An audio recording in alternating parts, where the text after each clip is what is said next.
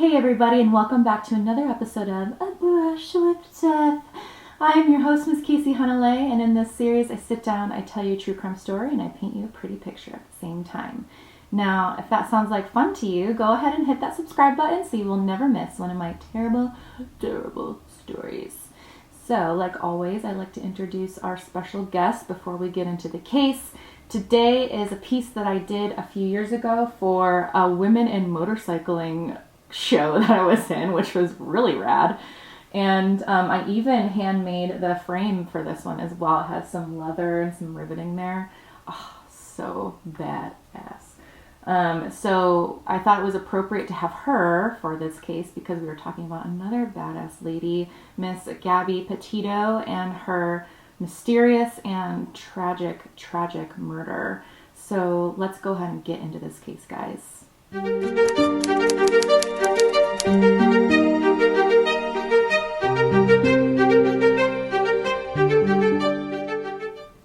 Before I get into Gabby's case, I did want to mention that there are brief mentions of domestic violence in this video, so if you are not in the right headspace to hear that right now, I love you and I will see you in the next one.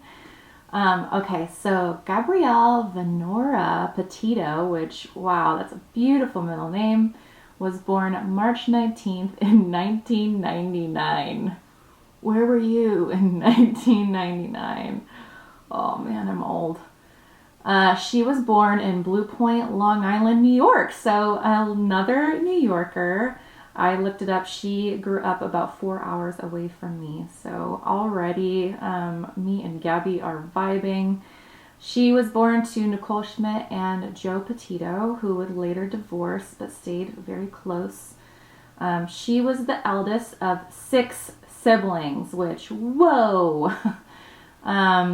So all of you older siblings out there, you know that you kind of act as like a pseudo parent, right, to the rest of the siblings. So she was definitely like a mothery figure to her brothers and sisters. She grew up in a very close, tight-knit family. Even after her parents' divorce, they all remained very active and very close as a family. She was described as being very adventurous, kind, and full of life. Gabby attended Bayport Blue Point High School in Long Island, where she met classmate Brian Laundrie. Is it Laundrie or Laundrie? She loved to travel. She loved photography and art and outdoor adventures. So she is already a girl after my own heart. She's a New Yorker and she loves art. Oh, she's the full package. So it just starts off so good, right? So good. But no, it doesn't end well. Like I said, Gabby was very passionate about art, nature, and storytelling, and often documented her experiences in journals and on social media. She had a free spirit and a nomadic personality and was inspired by the #van life movement. So that's kind of where all of this starts, right? Which led her to pursue travel blogging, and something that she was trying to make into her career, basically, is travel blogging. So her and Brian started dating in high school in 2019. The couple moved in together in Northport, Florida, in with Brian's parents in 2019.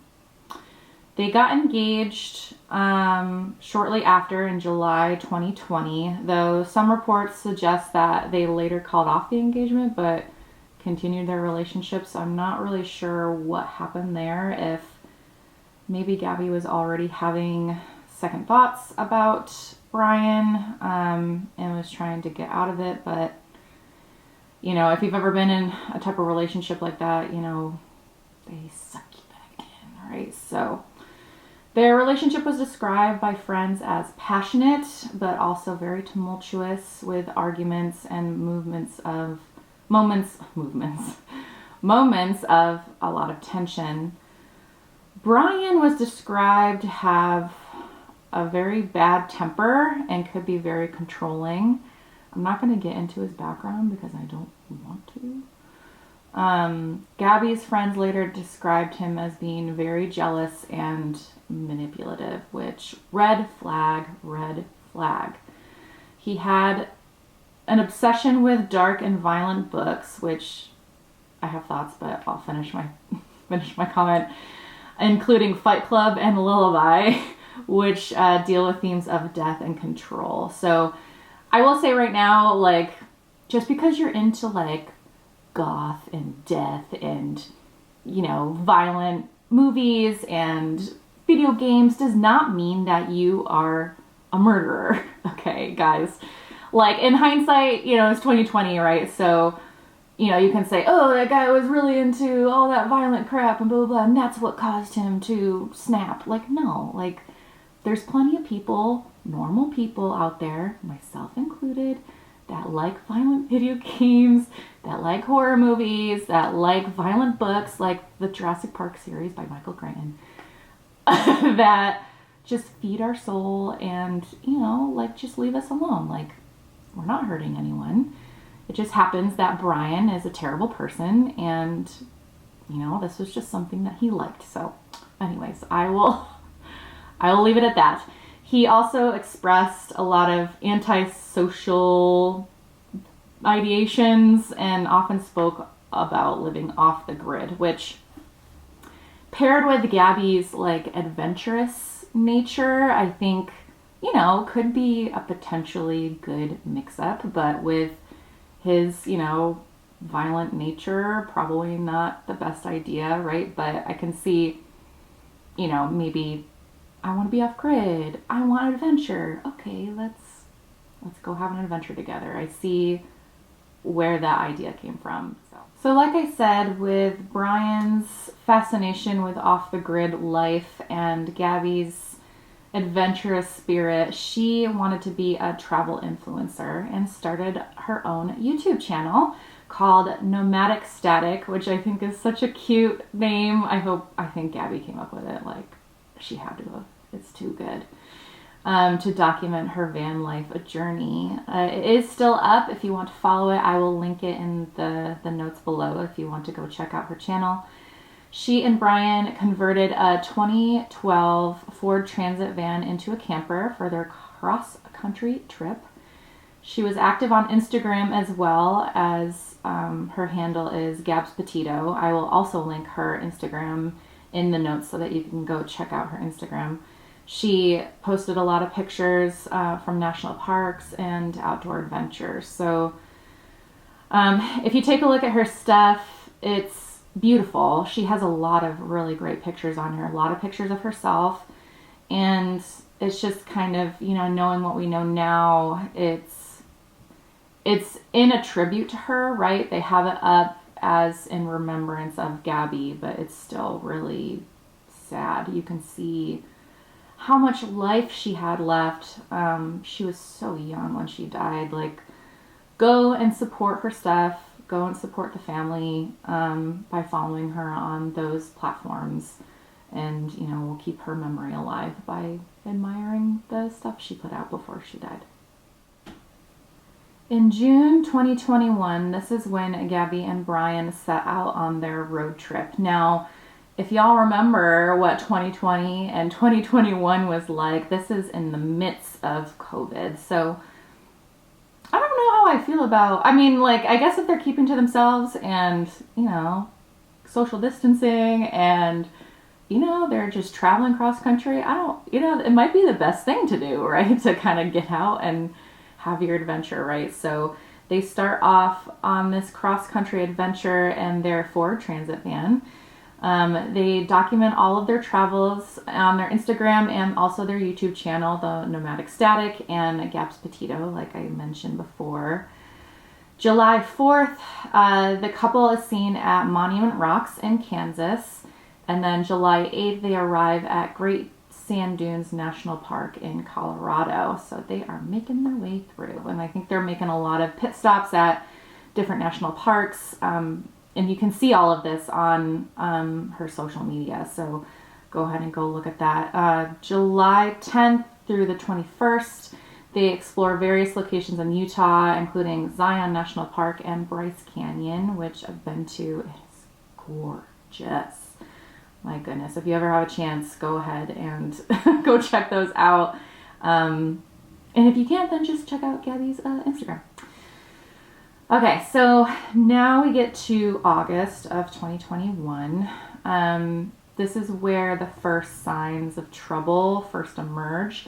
Now, if he had a violent temperament, I'm sure that Gabby was seeing it before August, but it's when other people start to notice. So August 12th, 911 call is made in Moab, Utah, reporting a domestic dispute.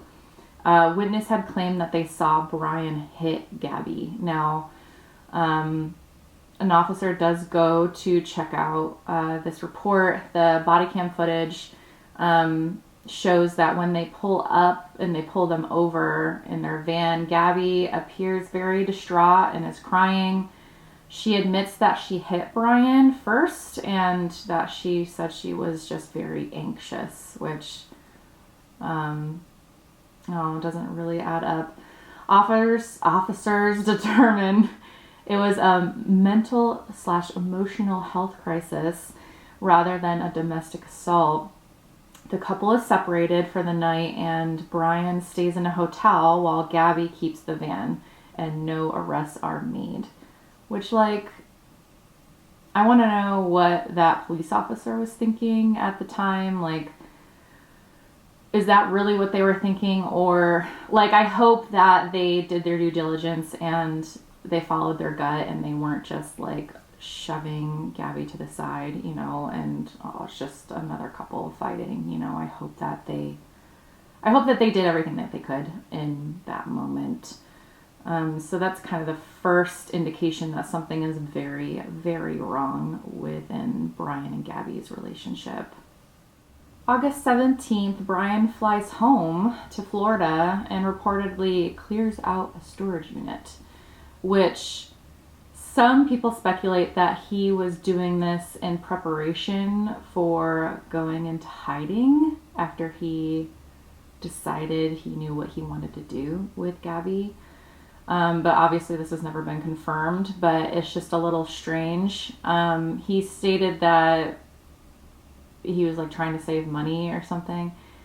Anyways, I don't know if I believe that. Maybe it was premeditated. I'm not sure.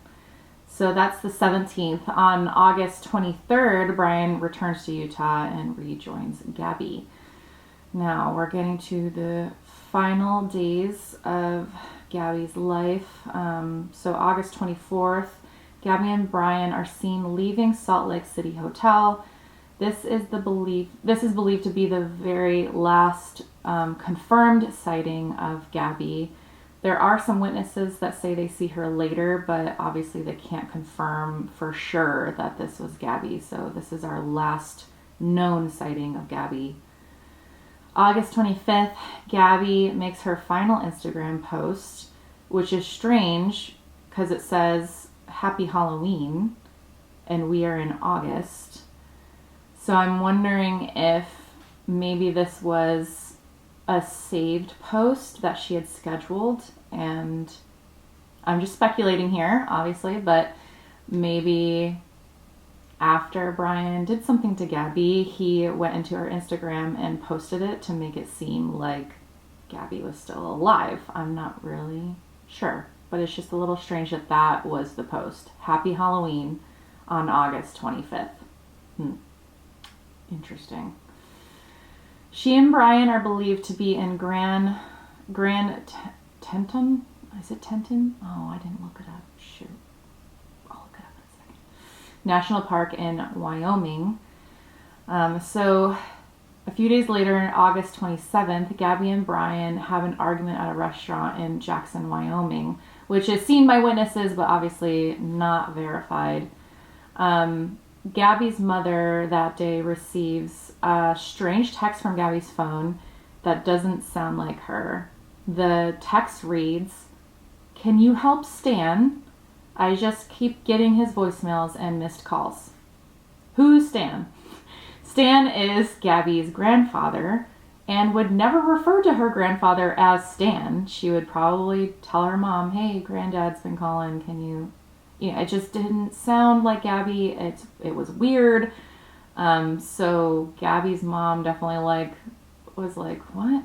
And then August 30th, a few days later, Gabby's family receives another strange text that reads, no service in Yosemite, which her family doubts that she even sent that message. So something fishy is definitely going on here. The family is already starting to get a little worried. Oh, I can't imagine as a parent having your kid that far away. And, I'm sure that her parents knew that Brian wasn't the greatest, right? And, I would be terrified if my kid did that, right? So I can only imagine what they were feeling in this moment, and it hasn't even gotten to the worst part yet. So September 1st, Brian returns back to his parents' home in Northport, Florida, alone, driving Gabby's van. What was that conversation like? Did they know? He was home cleaning out that storage unit. Did they know something? He does not contact Gabby's family at all. He's there for a few days. And then his parents take him camping at Fort DeSoto Park in Florida. Which, again, what were those conversations like? Did he tell them what happened? What do you tell your parents? Do you tell your parents that she's missing? That you murdered her? That she ran away? What? But any of those scenarios do not constitute what they do next. So Gabby's mom on September 10th is frantically trying to contact Brian and his family and his parents, and they are not answering. Now, they've been in a relationship for at least a few years at this point, and you're not answering your son's significant other's family when she's presumably missing or dead. Just unthinkable. So with all the parents out there, right? Am I crazy to think that, okay, if my kid, God forbid, hurt another child or killed another child, let's go that far, right? I would hope that at that point, I would want to let the other parents know, my child did this, I am so sorry, and have them face the consequences of their decision, right? Even if it was an accident, you need to face it. If you are a good parent, you want your child to have consequences for their actions. At least that's what I feel, right? Am I crazy for thinking that? Anyways, so they look like they're really protecting Brian, which I don't think it's really protecting. What are you teaching your children if you don't have to, you don't have to answer for anything? September 11th, this is when Gabby's parents file a missing persons report with the police. So authorities do start their investigation, and the first place they start is Brian's family's home in Florida, where they find the van. So Brian quickly becomes a person of interest. I just can't imagine what her parents were thinking at this time. They haven't answered, they haven't called, Gabby is missing, and now we find the van at their home. Where is Gabby? Where is she? I would be beating down that door. I would be, if that's what I heard. I give them a lot of credit. I don't know how they restrained themselves. I would not be able to do that. So at this point, Brian is refusing to speak to investigators. Piece of crap. September 14th, Brian's parents claim that he left their home for a hike in Carlton Reserve. And that is the last time that they see him, which, again, knowing what we know now, what were his parents thinking? Did he tell them what he was going to do? Were they privy to any of this information? I have no idea. September 15th, Brian is officially named a person of interest in Gabby's disappearance. And then the Laundrie family's lawyer releases a statement about Gabby's disappearance. Says, on behalf of the Laundrie family, it is our hope that the search for Miss Petito is successful and that Miss Petito is reunited with her family. How cold can you be? And if you're hoping that she's found, why aren't you joining in the search, you butt faces? It's screaming guilty at this point. And again, as a parent, like, I would be at their door. What are you doing? But again, like, her parents were so much power to them. Like, they kept it together at this point. Now that Brian has been listed as a person of interest in Gabby's disappearance, September 16th, the police released the body cam footage from that Moab incident, the domestic violence incident, just to see if there was anything that they missed. Is there any indication where Gabby is at? What can they get from this, information? So September 17th, Brian's family reports him missing. Saying that they haven't seen him since September 14th, 3 days earlier. Your kid is missing for 3 days? Like, you don't know where your kid is at? I mean, like, he's technically an adult right now, right? But, like, still. It's like that commercial that used to come on, like, 10 o'clock, like, do you know where your children are at? Like, were there really parents out there that didn't know where their kids were at 10 o'clock at night? I guess so. So September 18th, this is when a huge manhunt for Brian is underway. And when somebody disappears or runs away after something like this, all I can think about is guilty, right? He looks really guilty at this point. And also, too, like, what are the parents thinking? Like, are they thinking he's gonna, like, disappear and run away and they're protecting him by delaying this missing persons report? Like, what kind of effed up shib is that, right? Like, anyways, so unfortunately on September 19th, this is when Gabby's remains are found in Bridgerton National Forest in Wyoming. So, the parents are located. They're told that Gabby's remains are found finally near a creek in that forest. And I can only imagine, like, what the parents were thinking at that point. Like, I don't know if they knew. Maybe they had a feeling that she was no longer with us at this point. I don't know. So maybe it was somewhat of a relief to actually find her and start the grieving process. But I can't even imagine what they were going through at this time. So the way that Gabby's remains were found was actually, it's an interesting story. So authorities were led to the area based on a YouTube video posted by a couple, Jen and Kyle Bethune, who captured the white van that Brian and Gabby were driving, parked in a secluded spot in their footage from August 27th, 2021. So they got this footage of the van, so they started to look around that area. The area was known for, like, off-grid camping and was frequently visited by van lifers and outdoor enthusiasts. So it was a good place to look.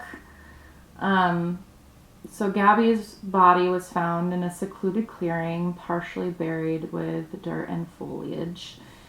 According to the coroner, her body had been exposed to the elements for 3 to 4 weeks before being discovered. Well, the remains were in an advanced state of decomposition, but her identity was confirmed through dental records. So, R.I.P. to Gabby. I mean, what a tragic way to go. And I'll talk about this later, but she was like so full of life. It's just so unfortunate. The official autopsy determined that Gabby had been strangled to death manually. So that means that a ligature or weapon was not used. So somebody used their bare hands to strangle Gabby. Now, if you are familiar with true crime, and you may know this, but in order to not only manually strangle, but just strangle someone in general, it takes like 5 to 10 minutes to strangle someone. And it is a very intimate way to kill someone. So this was very purposeful. This was not an accident. And I wouldn't say a heat of the moment thing either, because, it gives you time to like snap out of it, right? This isn't just something that happens. So reports indicate that her body was found near the creek bed, a 5-minute walk from when the van was spotted by that video that the buffoons recorded. There were indications that her body had been covered, suggesting that an attempt to cover it up was attempted, right? And to conceal the body. So, but that didn't quite work out, did it? My hair is just so crazy all the time. Okay. The surrounding area was searched for any personal items that Brian and Gabby left, but nothing was found. It was a relatively remote location as well. Like I said, it was often frequently visited by off-gridders and nature enthusiasts too. So it may have been chosen intentionally to hide a body. So again, I don't know if any of this was premeditated. We don't really find out either. So the estimated time of death was about 3 to 4 weeks before the discovery. So late August 2021, right around the time that her family was getting those weird text messages. The autopsy did not reveal any toxicology results, just because of the decomposition was so bad. So at least now her body is at peace. I truly believe that when someone passes on, they are no longer in that vessel. So, Gabby's not in there anymore. Gabby's in a better place, right? So, but at least her body was able to be given back to her family, and she was put to rest. September 23rd, the FBI issues an arrest warrant for Brian, but not for the murder. Instead, for the unauthorized use of Gabby's debit card after her estimated time of death. Which we've seen in a few cases where the authorities will do that. They will hold them on something that they know they can get, right, while they get the case ready for murder. So it's just kind of a tactic that they use sometimes that you'll see. So the search is still going on for Brian into October. October 12th, the official autopsy confirms that Gabby died of manual strangulation. And then October 20th, human remains are found in Florida's Carlton Reserve, near where Brian was last seen. Nearby authorities find a notebook and a backpack belonging to Brian. Now, I'm kind of curious of why it took so long to find his remains. That's where his parents said that he went, and it took them like a month to find him. Just a little curious. I'm not really sure why it took so long to find him. His remains were identified through dental records, and the autopsy confirmed that Brian died by suicide by a self-inflicted gunshot wound, which, coward, right? He knew. So, June 2022, the FBI officially closes the case. They confirm that Brian admitted to killing Gabby in the notebook found near his remains, which that probably was just a load of... The family lawyer did release a statement on the family's behalf. Today, the Petito family and the Laundrie family received copies of Brian's notebook. As many of you may already know, the notebook was found near Brian's remains.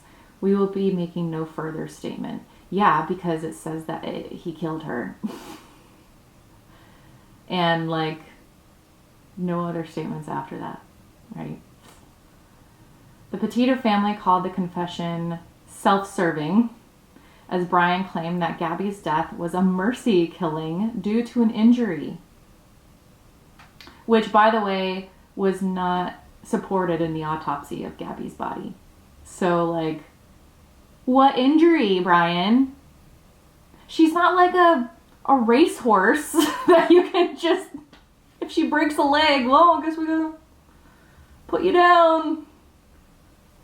How did that, okay, so let's just, like, devil's advocate, let's just play this out, right? She gets an injury. By the way, no injury, but, like, okay, she gets an injury. Is she asking you to kill her? Like, how does that conversation go? Like, are you convincing her that she needs to die because she's, like, damaged? This guy is delusional. He's delusional and a narcissist. I'm not diagnosing, but, like, pretty sure. So they say it's very self-serving. He killed her by mercy killing, which doesn't make any sense. So later, in 2023, 2024, Gabby's parents actually filed a wrongful death lawsuit against Brian's family, accusing them of knowing Gabby was dead while pretending to care, which I think they're right. Like, they definitely were shady as crap and helped their child, like, almost get away with murder, right? He didn't really, I mean, he had a bad end, so did he really get away with it? No. But I don't think they've ever made any other public statements about what their child did, and they don't really seem to care about what Brian did to Gabby. Also, I wanted to note that court filings said that the mother of Brian wrote a letter to Brian telling him, "If you go to jail, I will bake a cake with a file in it." Okay, I don't even know what to say here. She later claimed that that was a joke. Don't joke about your kid killing another kid. There's just a good human behavior. Just don't do that. Just don't do that. Anyways, so some good news. They settled the lawsuit for $3 million in 2023. So at least Gabby's family did get some justice there. Not that any amount of money replaces their child, but Brian's family deserves to pay for what happened, and especially their callousness against what happened. You know, I don't think they would have done what they did if Brian's parents had actually been good humans and had reacted appropriately, right? If they helped search for Gabby, if they were apologetic for what their son did. But no, they decided to do the opposite, and they are $3 million in the hole because of it. So how's that for consequences? So obviously there is no murder trial because Brian is gone.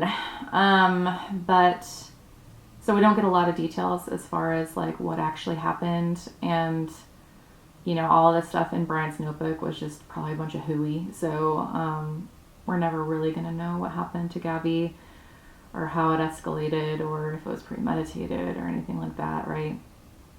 But there are a lot of things to remember Gabby by. She was a very kind, adventurous spirit, and she was very artistic and creative as well, which I think me and Gabby would have been friends. She seemed like she was just such a beautiful person inside and out. So her family did start the Gabby Petito Foundation, which is dedicated to a lot of really good initiatives. So the first is domestic violence awareness and support. So the foundation works with shelters and organizations to help domestic violence victims escape abusive situations. It provides financial assistance and resources to all victims. They also are a part of missing persons advocacy as well. Gabby's parents have spoken out about the disparities in media coverage, highlighting how cases involving missing women of color often receive far less attention than cases like Gabby's, which bravo on her parents' part for having the wherewithal to see the disparity there too, and to help the other families struggling, especially when it comes to women of color, which is very admirable, I think. The foundation has helped other missing persons cases gain visibility through their work in that. So, wow, some really good humans over there. They also help with legislative, it's a hard one, efforts. The foundation has worked on policy changes to improve how law enforcement handles missing person cases and domestic violence reports. It has supported laws that require better communication and tracking domestic violence cases. So especially when the police were called with that first incident with Gabby and Brian, I think that if it was documented differently and there was some kind of paper trail, that maybe there would be more attention to it, and maybe Gabby, maybe she would still be here. I don't know. And that's like that for a lot of cases too. Like, you see a history of violence, but there's no documentation on the authority side, which is really bad. So this foundation helps to start to have those conversations, and maybe we need to put stuff in place to make sure that there's a paper trail so these things don't happen. They also are heavily involved in education and outreach. The foundation promotes educational programs about healthy relationships, recognizing abuse, and how to seek help when you are in a type of situation like that. They work with schools and a lot of community organizations to raise awareness. And then last but not least, they do have a lot of fundraising and public support. So the foundation has raised money through fundraisers, donations, and charity events. It sells merchandise with the hashtag Justice for Gabby to help fund its initiatives. There's also events like 5K charity runs, golf tournaments, and auctions that have helped the foundation's work so far. So if you are interested in donating to this charity, please consider it. It's for an amazing cause, and you can do it in Gabby's honor and her memory. So I will link that below as well. The impact of their work so far: the foundation has helped multiple families of missing persons by providing financial and legal assistance. It's increased public awareness of domestic violence and control. Gabby's story has sparked a lot of policy changes regarding missing person investigations. So if you want to support or go donate, you can go to www.gabbypetitofoundation.org, and I will put a link below. Please consider donating. I think this is an amazing cause, and I will also put, if you are struggling with a situation like this and you can't get out, I think we talked about it in the past few cases as well, with the Jodi Arias case and also the Grant Amato case. If you do need help and you need some kind of resource to get out of the situation you are in, I will also link some resources below so that you can get the help you need. You know, I love you. I want you to be safe. So go ahead and follow those links if you need to.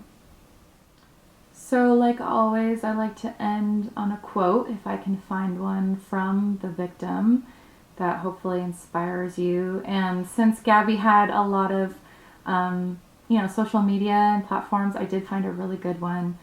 So she said, "It's only when I'm doing what I love that I feel like I'm where I'm supposed to be," which reflects her very free spirit and her personality and her love for travel and adventure. I hope that it inspires you to, go out there and do what you love. Life is way too short to waste on people and places and things that don't give you joy, right? So if you need to make some changes, go ahead and make those changes, as long as you're not hurting anyone, and pursue your dreams just like Gabby did. So I hope that inspires you. So without further ado, we'll show you the finished piece. Oh, I really like this one. This one is a lot different than a lot of my other pieces that I've done for this series. This is inspired and comes from one of Gabby's last posts on Instagram. And this is of one of those arches. And you can see the little birdie up there. I like to think that that's Gabby up there. Flying free. Gabby, you're such a beautiful spirit, and I hope that you really like this piece that I painted for you, and you're up there now and where you're supposed to be and flying free, right? Alright, I'll put it with the others. Alright guys, well, I hope that you enjoyed that video, and they're always so sad, but I hope that Gabby's life inspired you to go pursue your dreams. And again, make sure you're not hurting anyone. Be a good person. Love each other. And I will see you in the next one, guys.